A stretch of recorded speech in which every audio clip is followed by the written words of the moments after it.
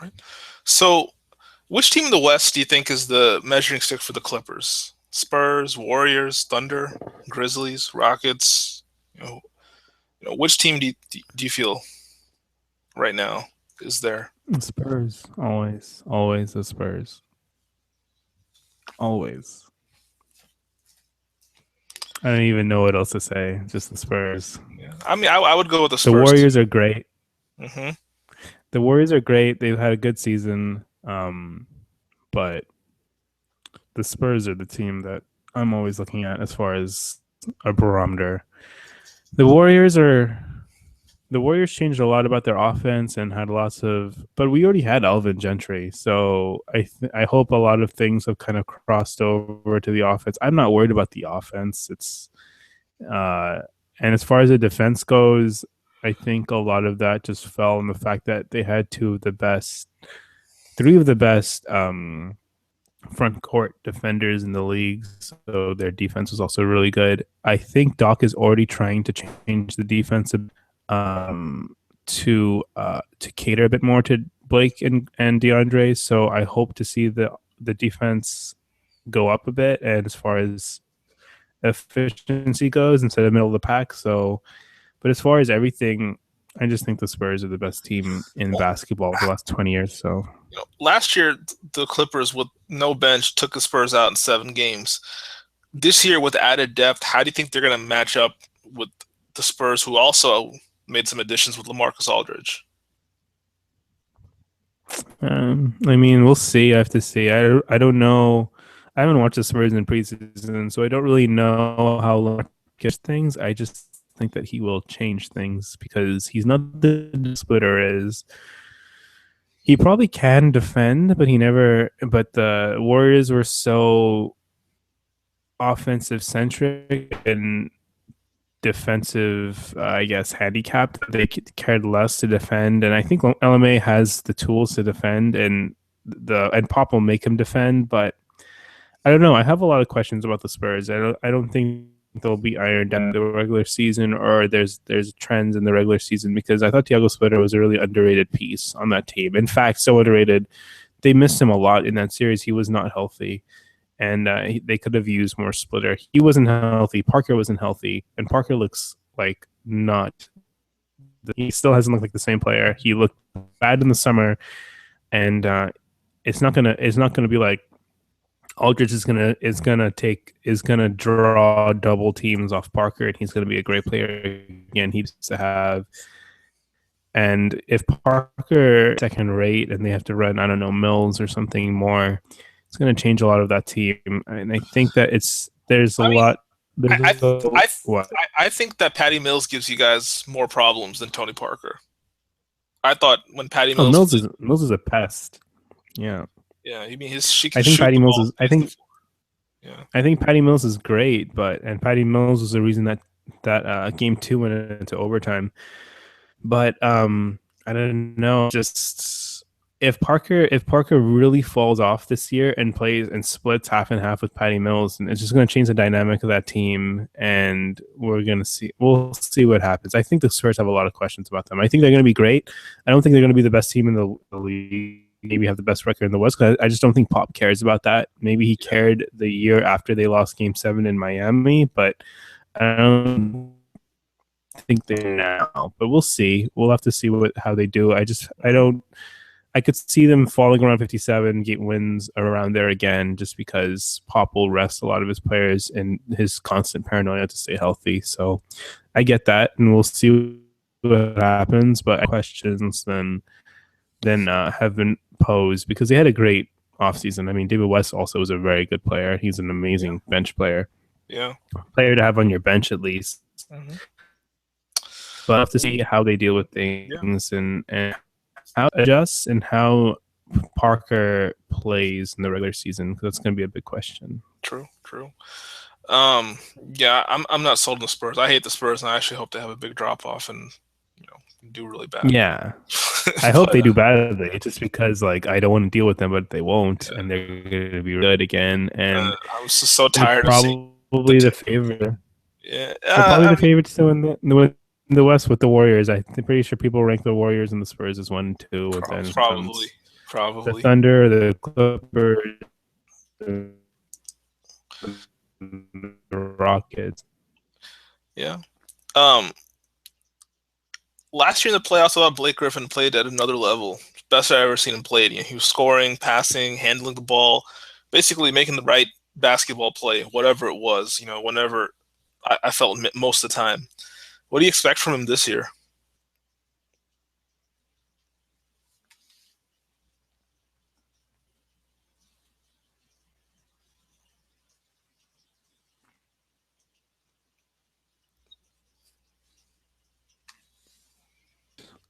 I really don't know what to expect from Blake from this in the regular season because last year I think he made an effort. Last year he made an effort to preserve himself at the playoffs. So did it cut off? There was a little pause, but don't worry, I'll edit it out. Hello? Yeah, hello? Hello? Okay. Yeah. Yeah, you hear me? Yeah. Okay, it's because okay, so I don't know what to expect from him during the regular season. And it's just a matter of if he decides to put in more effort during the regular season or not. He's already been quoted as saying that he wants to mix it up and he wants to focus more on his rebounding and all this. And he's played really good so far in the preseason. So you would think that would. I remember last getting over this back injury that he had minor surgery for. A lot of people thought that was the reason he started slow, but he never really picked it up. He kind of relaxed a bit most of the regular season, and then he turned it to another level in the postseason. And I don't mind. I don't care about his regular season stats. He's not on my fantasy basketball team, so I don't really care about his stats. I know he can turn on in the postseason. Whether there's a chance that he plays consistently all season and averages a double-double and all that, yeah, for sure, there's a chance. It's just a matter of how much he cares. I don't mind. I don't really care about his stats in the regular season. I don't care about. It'd be nice for him to win an MVP in his prime, but I would rather have a championship. So I hope that it'll be nice to see him adjust his game a little bit more and play with a little bit more consistency as far as defensively and on the glass. But if he doesn't and he just decides to turn it on again in the postseason, then that's fine. I don't think after last year, every Clipper fan knows that he has another gear that he can turn on to. So as long as he has that gear ready for the playoffs, then that's fine. He played it that way against the Spurs. So the way he played against the Spurs and early on the Rockets series, that was the epitome of notching it up another gear. He was handling the ball, passing it. Defending, you name it, he was doing it. It was just amazing to see. How you trend the NBA small ball, having shooting at 4 out of 5 positions and spreading the floor. How do you think this trend is going to affect the way the Clippers use DeAndre Jordan? If you have players at 4 of the 5 positions, DJ Smith or benching DJ, maybe in some cases we might bench DJ a small ball we did to close the Spurs series. DJ will be used the same. I don't think it's going to change much. Maybe sometimes we'll run 5 smaller players. Sometimes we won't, but we did the same thing last year. So I don't think the thing about small ball is the thing about run. When you have the lumbering big, say like Timothy Moss, but with DJ, the Warriors we played the Warriors small ball essentially a couple of years ago because they didn't have Bogut. So what the Warriors did to the Cavaliers, they essentially tried to do to us because they didn't have Bogut at all in that playoff series a couple of years ago. And DJ thrived. DJ was the best he's ever played in his career was in that Warriors series. So that just goes to show you, even a team like the Warriors who had the pieces that go small ball, even with that, it doesn't matter because DJ is so quick and he has such fast feet on switches that it doesn't matter so much. If you switch Timothy Mozgov onto Steph Curry, then he's on an island. But if you switch DeAndre Jordan on Curry, it's not like it's a preferred thing to happen, but he's not totally helpless because he's so long and he can move his feet. And that's the most important thing. He can move his feet and he can handle switch. Bummer that he can't shoot threes, but that's okay. If we have 4 players around him that can shoot, then we'll just close with Paul, Reddick, Pierce, and Blake, and you'll have your shooting cover between those BJ. And true. It's interesting to see, like, there's the trend has been small ball with the way the Warriors beat the Cavs, but I mean, I feel the story changes a little bit when you have quality bigs, when you have athletic guys like that can defend, like DeAndre and Blake. Then sometimes size conquers, but we'll see. Yeah, I mean they played Bogut. They didn't it's not like they benched Bogut in the Memphis series. They put Bogut onto Allen, and Bogut can't handle 30 minutes a game anymore. So in fact, I'm pretty sure Ezeli is going to eat up a lot of his minutes this year because Bogut is just not the most well-conditioned athlete of all time. He can only handle 20-something minutes a game, and he's fantastic. He's a great anchor, but I think the most important front court defender on that team is Green now. So we'll see what happens. Yeah. Looking ahead to next summer, Kevin Durant's going to be a free agent. Clippers are a very desirable destination in Los Angeles. I love LA. Do they have the room? Could you see them make a run at Kevin Durant? No. That's because they signed DeAndre. If they hadn't brought back DJ, then maybe. I think the entire plan would have been, had DJ gone to the Mavericks, the entire plan would have been something along the lines of sign a big for a year, maybe. I don't know. Maybe would have experimented with JaVale McGee, as terrible as that sounds, but we would have experimented with either McGee or maybe bring Aldrich in and have him play a DJ kind of role, even though he's so slow compared to DJ. But we would have brought a big for a year, not use much of our cap space, and then we would have made a run. Probably not. We would have made a run at Durant, like every other team will that has space. We'll probably make a run at somebody like, I don't know, the kid in Miami. Hassan Whiteside?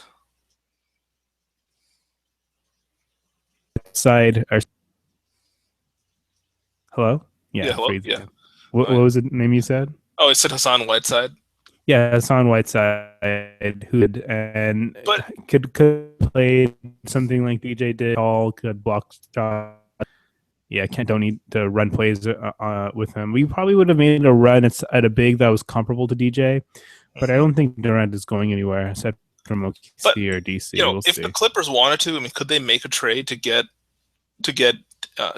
clear cap space to get him? I mean, because now the Clippers have like a real owner. They have a great team. I mean, it's a desirable place to go now as opposed to before. Yeah, that's if you look at their contract situation, it's just not, because next year Chris Paul will be making about $23 million. Blake will be making about $20 million. I'm not sure how much his contract, but comparable. So between DJ, Blake, and Chris, you're gonna eat up something like almost $60 million, and the cap is gonna be 70. So just between those three, and we can't forget Reddick is on our contracts for about $7.5 million. $3.5 million. Mm-hmm. So we just don't. It's not feasible. It's just not a feasible thing because we have all these players. Unless we want to trade Ike or Chris or DJ for Durant, then it's not going to happen. I could maybe see them in an ideal world. You could trade Blake back to Oklahoma for Durant, and I don't know who would say no if it was in a position where they had to do it. Honestly, I love Durant, but he needs to have one healthy season before I'm like, okay. Obviously, if you offer Durant James or Addis, like the other team would be a fool to say no. But Blake is a top 5 player probably. Yeah. And I need to see Durant run, and foot problems are not good. So But I don't think either team's going to get to that point. I don't think the Clippers. I think Blake is as untradeable as most players go. Chris is not leaving. I doubt it. And you have both those players are so good at creating that.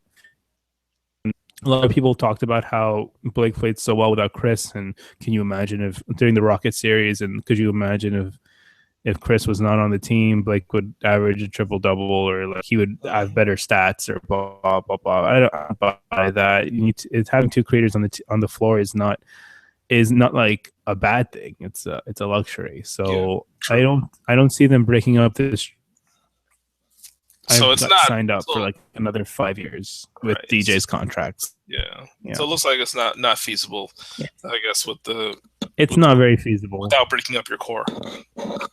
Yeah, without breaking up the core. I think that Doc is going to run this back a few more years, and until Chris really gets old. So I think for the next 5 years, and Chris will get older, and once he's older, then we're going to have to reload around Blake and DJ. But until then, this is the team, and there's no way to add Durant as another piece because the cap is getting eaten up by DJ's contract, by Blake's contract, and by Chris's contract. So, then we have Redick, who's also signed. Yeah. I know Stevenson, and Josh, and some of these minor players are going to be off the balance, but that doesn't mean we can just bring in whoever. This is not it's not like baseball. Right.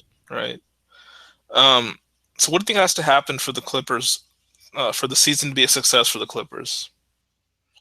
Is it as simple as health, or what do you think needs to happen for them to really be successful? Code and work. As long as the team works, and the sky's the limit. Really, I think Pierce was saying the other day that the team is gonna decide their fate. Like, it's up to the team. If the team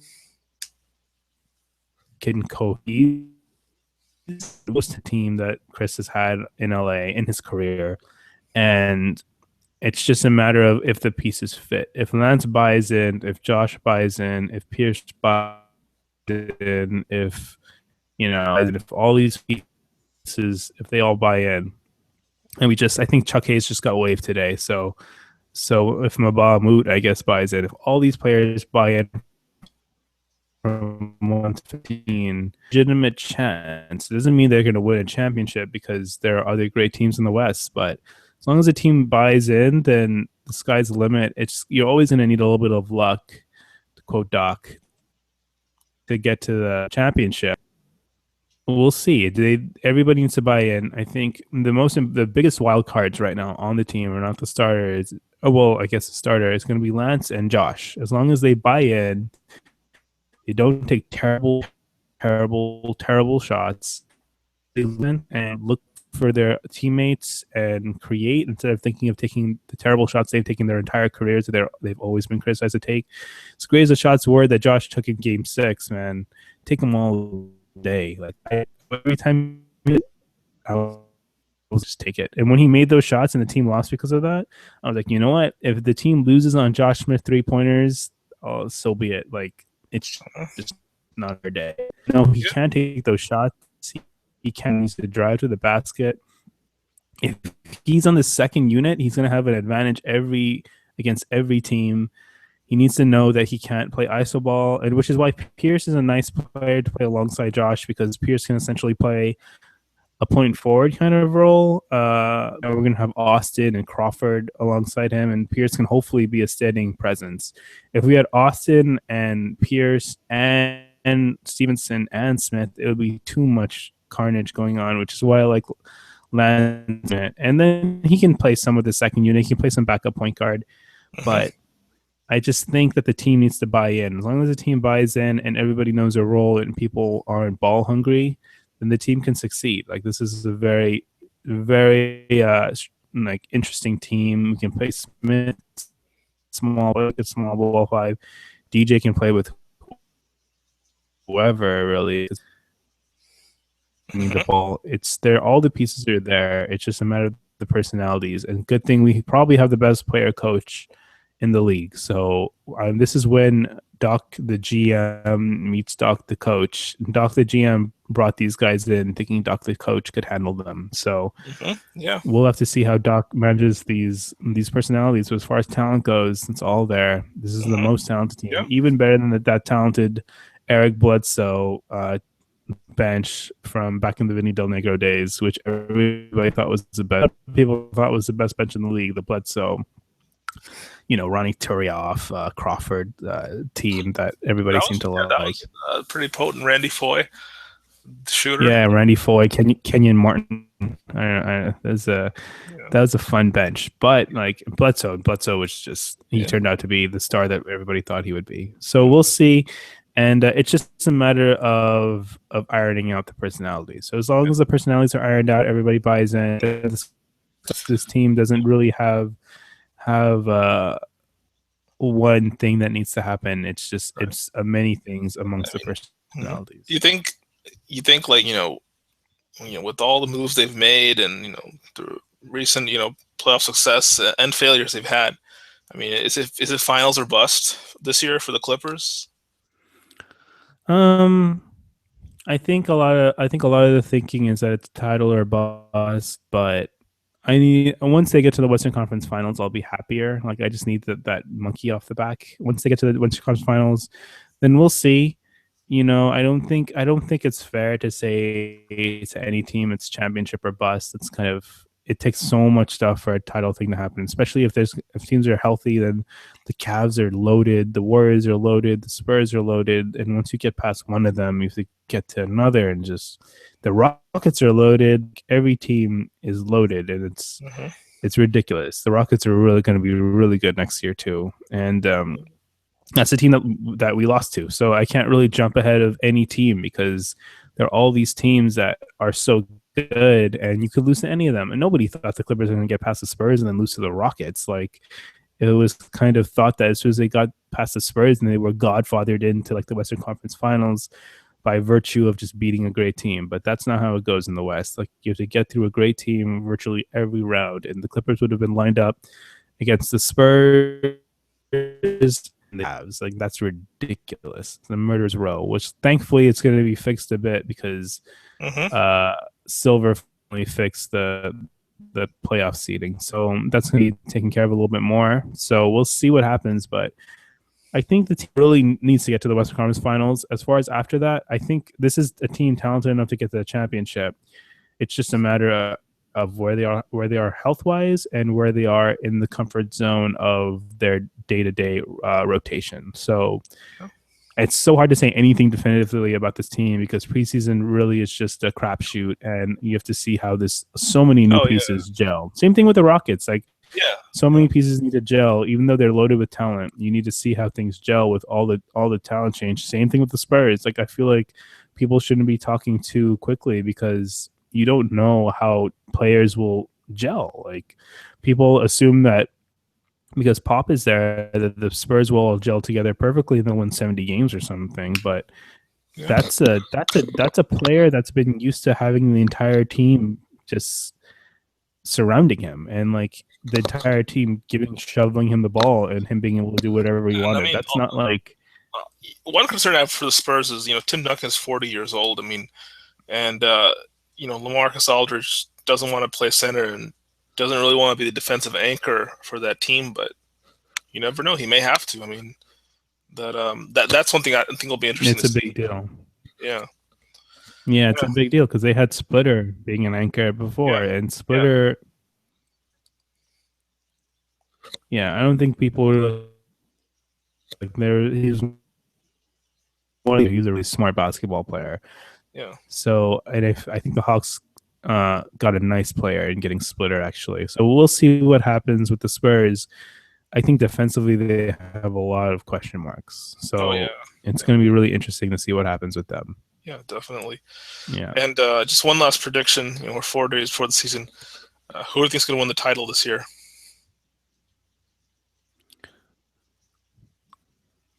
If I had to pick a team, who's the favorite? The Cavs, right?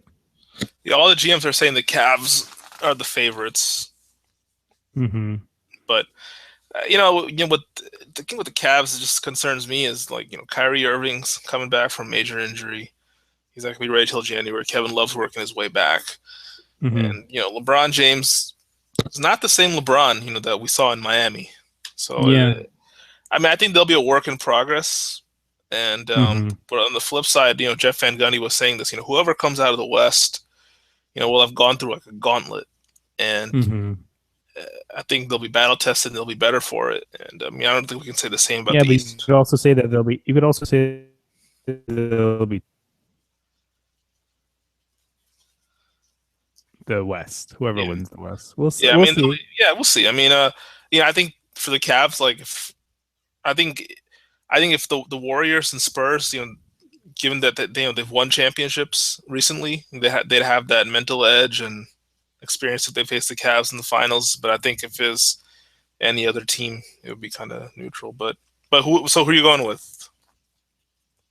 I don't know. I would probably pick the Cavs right now, just Yeah, because I think LeBron will feel the moment as long as they're healthy. The Cavs could have beat the Warriors last year if they were healthy, but I think as long as they're healthy, LeBron as much as like experience is important. I think LeBron has as much experience as true. most players from recent history is getting to the finals. So I think it's really hard for me to pick against the West, but I don't know. Something about me thinks that the Cavs are going to win a championship really soon. So it's just kind of a matter of when, Yeah, and we'll see. I think the Warriors and the Spurs have a great shot. I think the Clippers are an interesting case. I think the Rockets are a nice underdog. Black Horse to win the title. I think that's it though. I think OKC is a really interesting case. I think Durant is gonna they're gonna have a ton of pressure between Durant possibly leaving next summer. I think that team is completely loaded. I was terrified of the Thunder last year. The idea of getting them in a lower seed because that's as talented as that team has ever been. And I haven't even mentioned the Thunder, but yeah, I mean they yeah, have Cantor now to play an offensive role. They have Durant, Westbrook, and of course Ibaka. They always run into bad luck in the playoffs. yeah, The Thunder might have made another finals if it wasn't for all the Westbrook got hurt one year. Durant was hurt last year. Ibaka was hurt against the Spurs the playoffs before this last one. They're always running into injury problems. So I think a lot of people are sleeping on the Thunder, but they're going to be really good. They're going to be a top. They're probably going to be a top four, top five, at least a top five seed. And I would be very scared of them because Westbrook and Durant are pretty much unmatched in their positions. So it's going to be hard. It's going to be really hard. it's a tough pick. Whenever I look at the West, yeah. Yeah, I mean, I don't even know. I Who mean, do you think? uh, I would probably go with the Cavs as well. I think they'll get to the finals, and I think once the playoffs roll around, Kyrie Irving, Kevin Love, I think they'll have kind of worked their way back. And I think for Kyrie, I think maybe missing the first 20, 30 games will also help him. Just that from just less wear and tear. Yeah. And definitely LeBron, he's hungry, and I think if they're healthy, then they'll be tough to beat. Who they're going to play in the West? I mean, it's hard to say. I mean, like I really like the Rockets because I feel this is the best team we've had probably since our championship team. But Mm-hmm. then it's like you have the Warriors who are really good, you have the Spurs who are loaded, and to me, my underdog in the West, I mean, they're not really an underdog, but just people have forgotten about him is the Thunder. Kevin Durant, Yeah, yeah. if he's back healthy, Russell Westbrook got to another level last year. Even though he's not that great defensively, I like Enes Kanter. He can score 17, 20 points a game on the block, give them another scoring option. And Mm-hmm. I know everybody's left Dion Waiters Island, but I still believe in him. People may Mm-hmm. laugh, but I honestly, I think I think he could be a lead guard on a contending team. I think he's that good. I think he can be a six man on a contending team. I, I I don't know feel. about a lead guard. I mean, I really think he can do it all. He can handle the ball. He's a decent shooter. He can pass. I think. I I think if he ever got his head on straight and he got to the right situation, I really think I he always could thought take. I always thought Warriors was really intense. And I know Bill Simmons and Zach Lowe are off Dion Waiters Island, but I don't think anybody is left on that island. We'll see. I think he's one of these people that's ideally like a J.R. Smith and that can come off the I bench, just feel super he's talented. more. It doesn't really. But he can do much more than JR. I feel JR is just sort of like, I'm going to come in, take 6 threes, and just try to be a spark for the team. Whereas I feel Waiters, he can run the offense. He can penetrate, pick and roll. He can just do a lot more, multidimensional. I feel, but they really need a defender at the 2. Yeah, but that being said, I still feel. I mean, in a playoff series, it's hard for me to go against Westbrook and Durant. No, I agree. So it'll be interesting, but I agree. I think the Thunder are terrifying. I don't really, and they're an inevitable like second round matchup for like the Clippers will either. I mean, if whoever comes out of this first round, it's not the Spurs. Round matchup for the Clippers. You never know. I mean, if it's a 4 or 5, who knows? I mean, I think that's why seeding is going to be very important again. As far as it is going to be, and I think the Clippers more than any other team might have like a chip on their shoulder as far as seeding goes, and in the top 2 seed in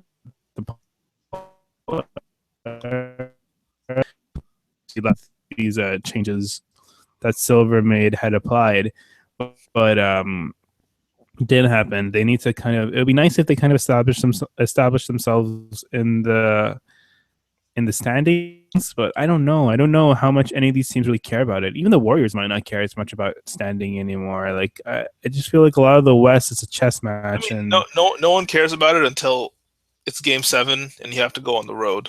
I mean, it is important. I mean, like having that Game 7 at home was big for the Clippers, and it was big for the Rockets for us.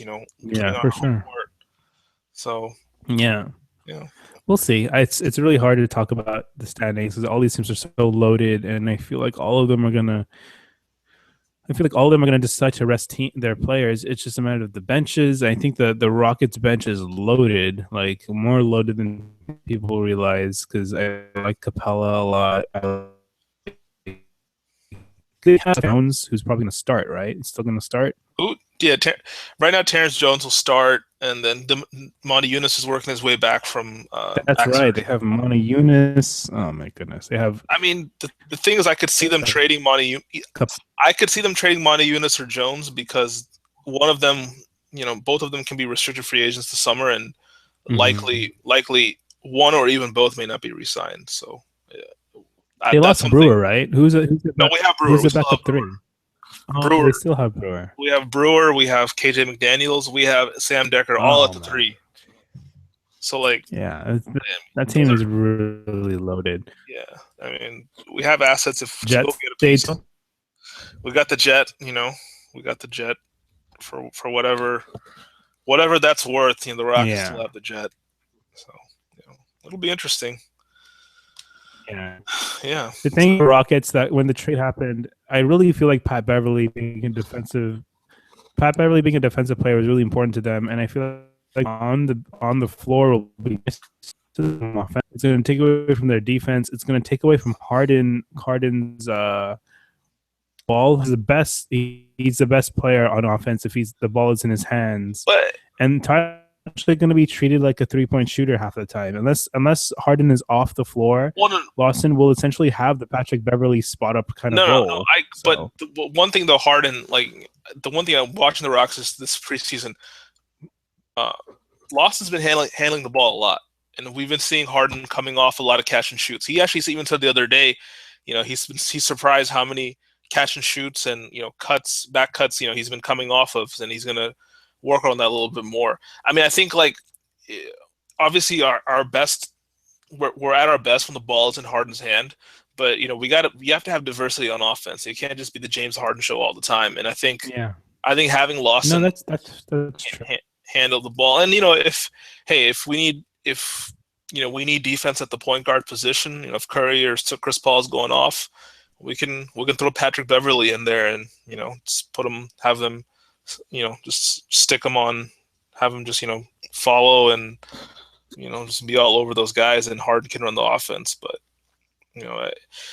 it's interesting. Like I said, this is the best team, the Mhm. Rockets have had since our championship team, but it's like there's still like 4 other great teams in the West, so it's like we could go to the finals, we could win it all, we could even lose in the first round. You never know.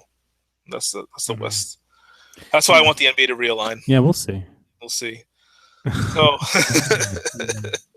all We'll right. see. Well, We'll see. yeah. Well, I need to see Harden come off the ball. I haven't really seen enough to say how successful they could be, but if he can handle like back cuts and coming off of curls and floppies and all that stuff that somebody like Corver or Reddick handle on a day-to-day basis, then that team's going to be terrifying on offense. It's just a matter of yeah. how much they can do it. Yeah. For me, it's like I want to see him coming off screens, maybe just catching and shooting, and also I want him maybe getting the ball, catching the ball on the run, maybe coming off a screen and get the ball going to the basket instead of having to square up a guy and use that energy. But we'll see. Yeah. We'll see how it goes with Lawson and what Mikhail has in store. And but yeah. So thanks for joining us, Shapan, and definitely hopefully hope to have you back on again sometime. Yeah, no problem. Yeah. All right. All right. Well, take care, guys.